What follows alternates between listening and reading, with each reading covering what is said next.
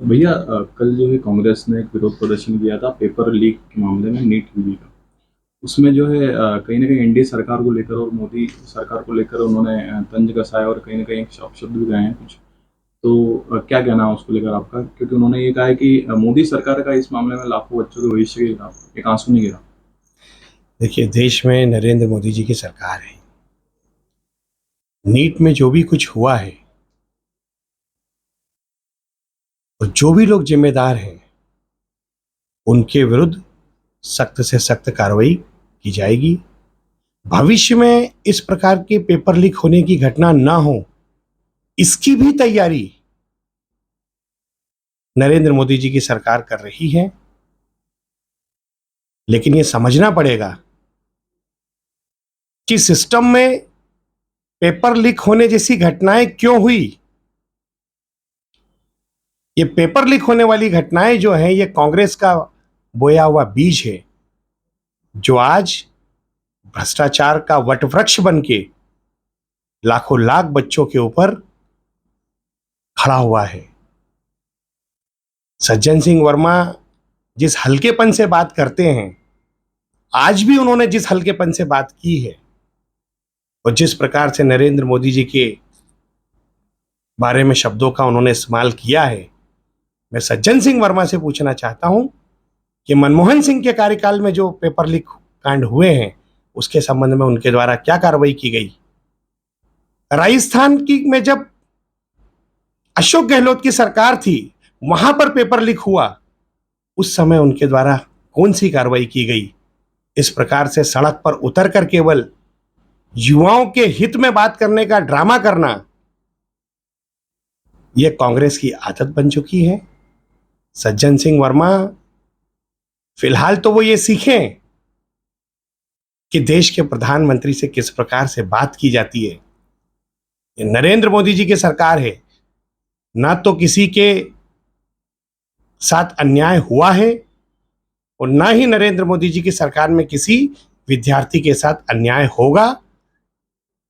NEET में जो paper leak हुआ है, उससे संबंधित लोगों के खिलाफ सख्त से सख्त कार्रवाई होगी और साथ ही भविष्य में इस प्रकार की घटना ना हो, उसके लिए सिस्टम को भी नरेंद्र मोदी जी की सरकार पूरी तरह से दुरुस्त करेगी। मतलब ये बड़ा विषय हो गया, पूरे देश में मामला चल रहा है, विपक्ष भी इस पर सवाल खड़े कर रहा है।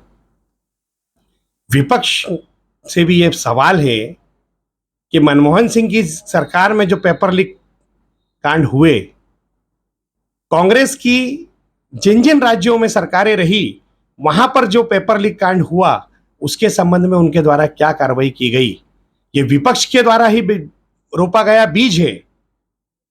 पेपर लीक कांड विपक्ष के द्वारा रोपा गया बीज है, जो वट वृक्ष बन के आज युवाओं के भविष्य के ऊपर काल बनकर मंडरा रहा है।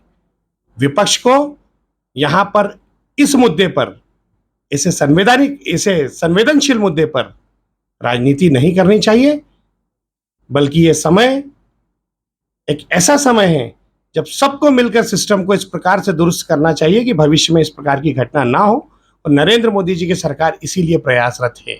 भैया एक और आरोप सज्जन सिंह वर्मा ने लगाया कहीं ना कहीं इंदौर को लेकर।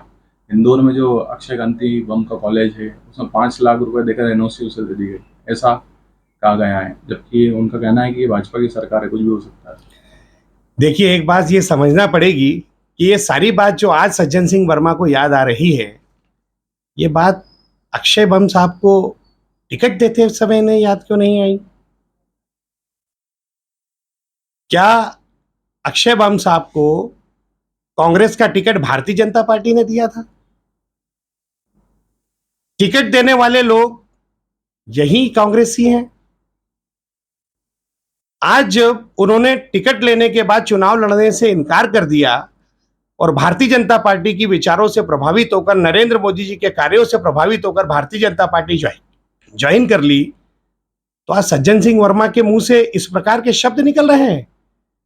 सज्जन सिंह वर्मा अपने व्यवहार में सुधार करे, अपने शब्दों में सुधार करे, और सबसे पहले तो वो राजनीति का इस पाठ को सीखे कि देश के प्रधानमंत्री और प्रदेश के मुख्यमंत्री से किन शब्दों में उन्हें संबोधित किया जाता है और किन शब्दों में उनसे बात की जाती है।